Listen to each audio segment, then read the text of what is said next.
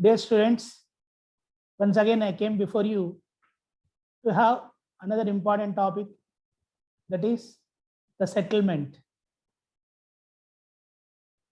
You should know in this topic what is the meaning of settlement, what kind of places will attract settlements, how settlements are organized, how the Census of India has classified the settlements, what is urbanization, and what are the problems of urbanization.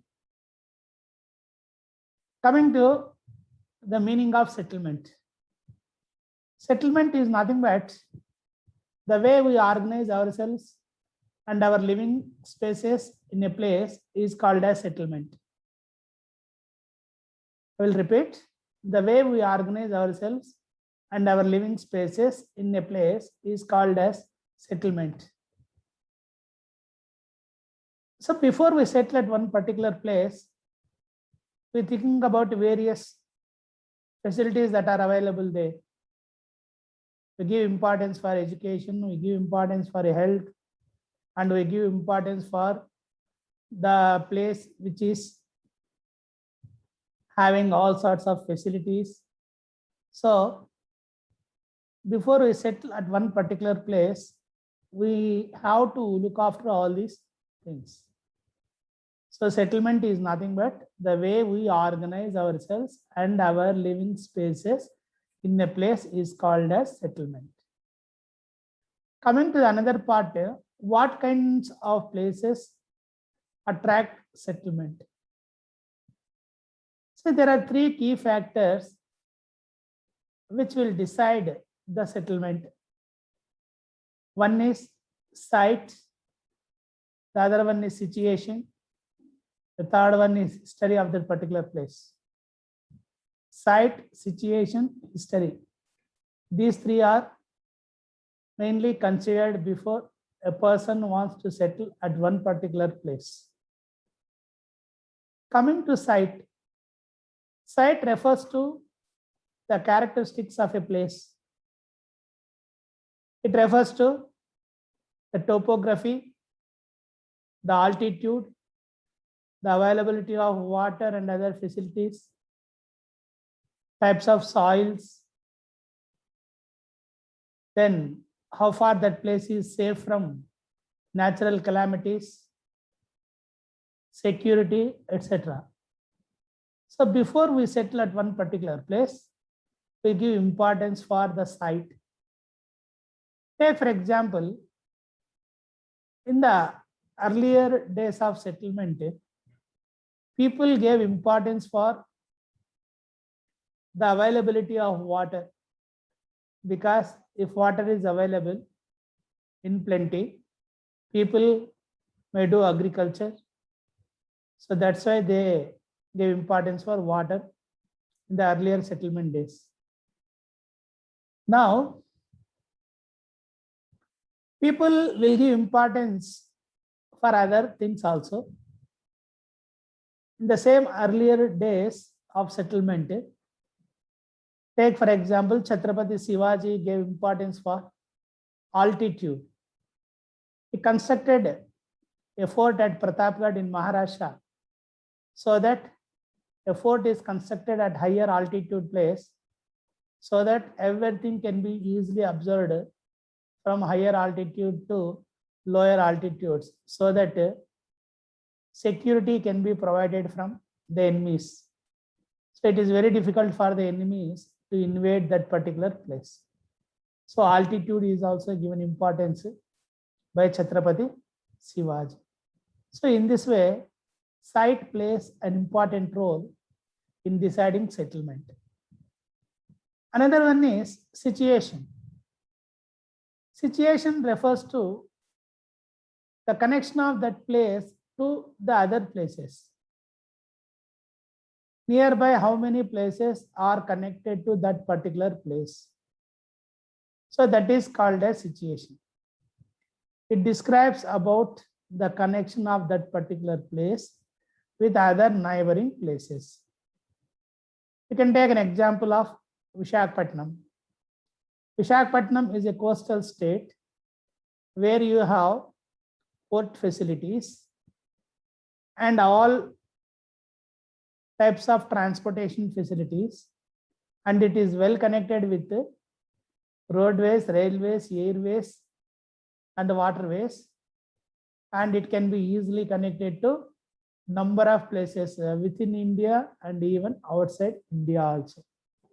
So being a coastal area, it is an added advantage to Visakhapatnam. So Visakhapatnam is connected to different places, not only in our country, even with the other country or countries also. That is about situation.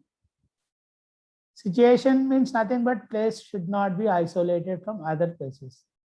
We should have many connections with other nearby places. So that is the simple meaning of situation. Then coming to history. So before going to this part, people will consider even the history of that particular place. Take for example, Visakhapatnam itself. Visakhapatnam, before the Britishers ruled our country, it was ruled by different dynasties. Different dynasties ruled Visakhapatnam.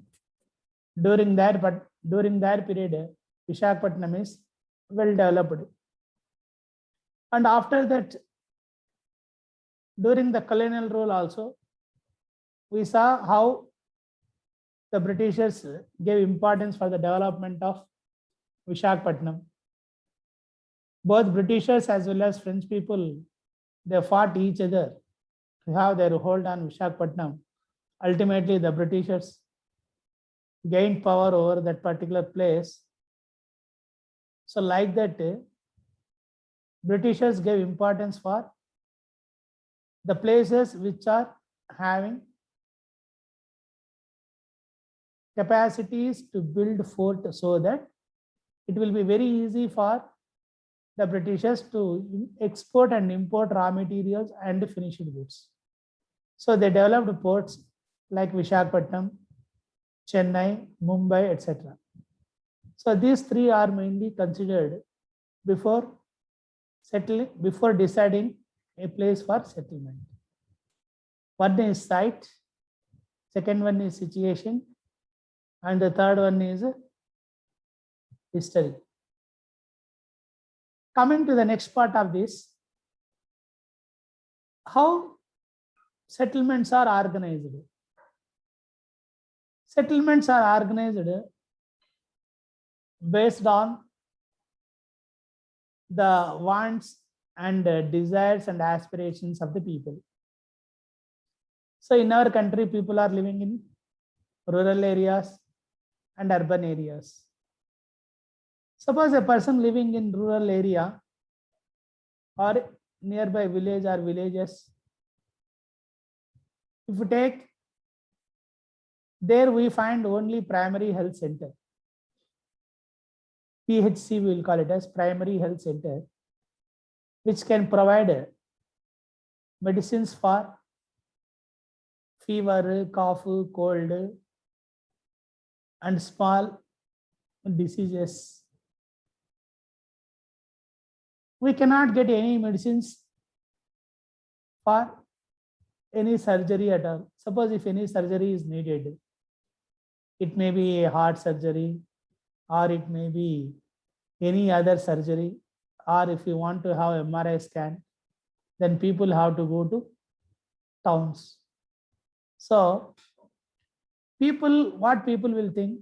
People will think that it will be better for us to go and settle in a place where lot of facilities will be provided. Similarly, education. People who want to get a lot of educational facilities, they will also move from one place to another place. So like that, settlement will be decided by the people depending upon their aspirations. And as far as census is concerned, the census of population has divided the settlements into various types.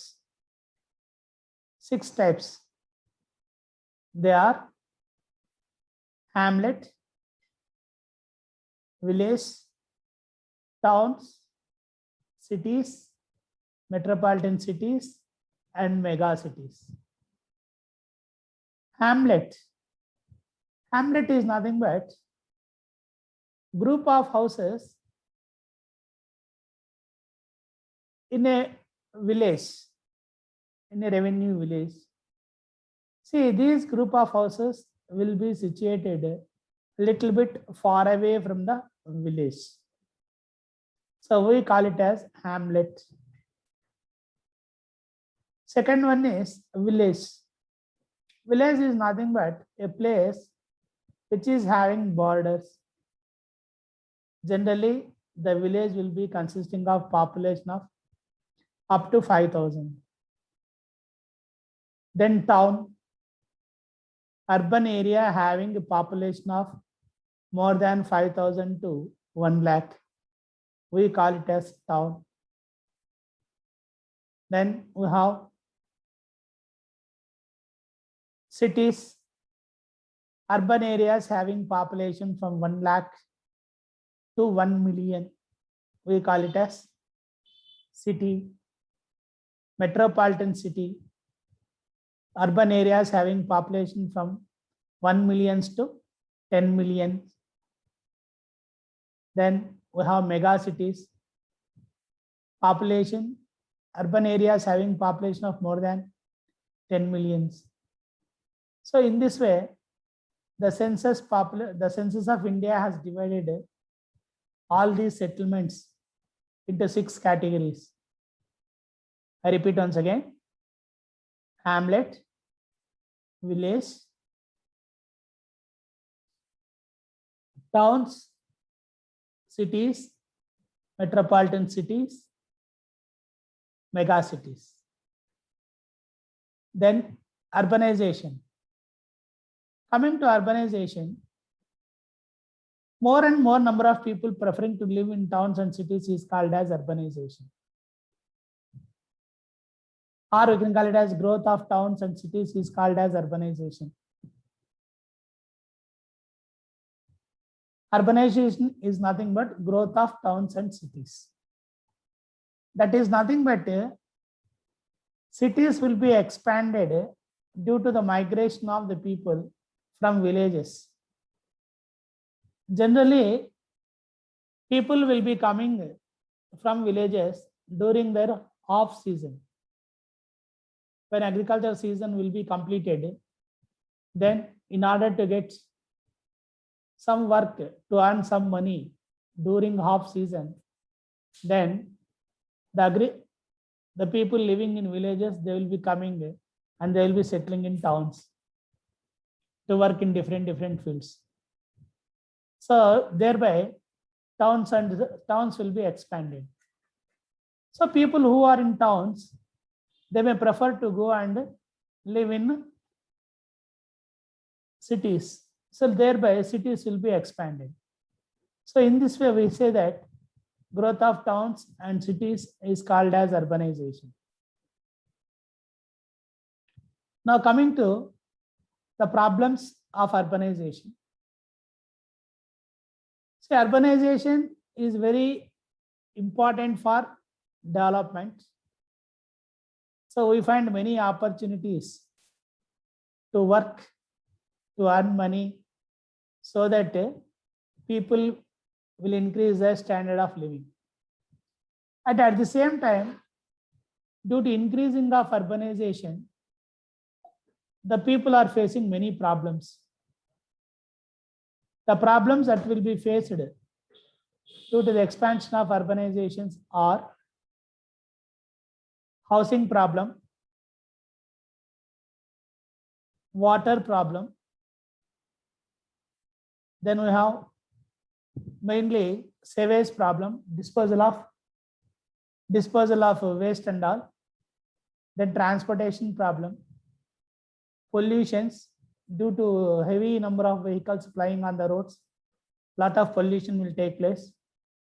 Social friction will also take place. and there will be many health problems.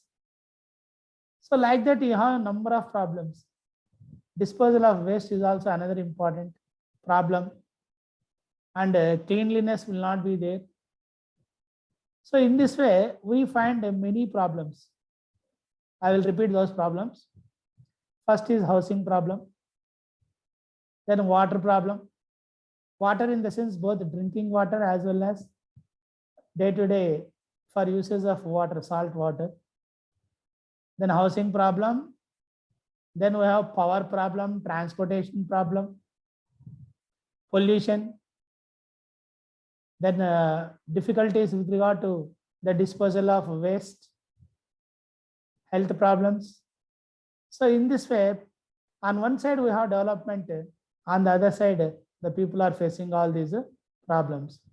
So what we have to do is, we should take necessary steps to see that some problems can be solved by us. Take for example, disposal of wastage. So that can be avoided by us. Then pollution, we can avoid pollution. Certain things can be avoided by the people itself. So awareness should be created among the people so that some problems can be saved. And in addition to this, what I want to tell you is, today itself we heard that the 10th class exams are postponed. The 10th class exams are only postponed. It will not be cancelled. So students, don't waste your time. At any time, the government may release the schedule. You may get 10 days or 15 days or even more than 20 days. But you have got a very nice time for revision.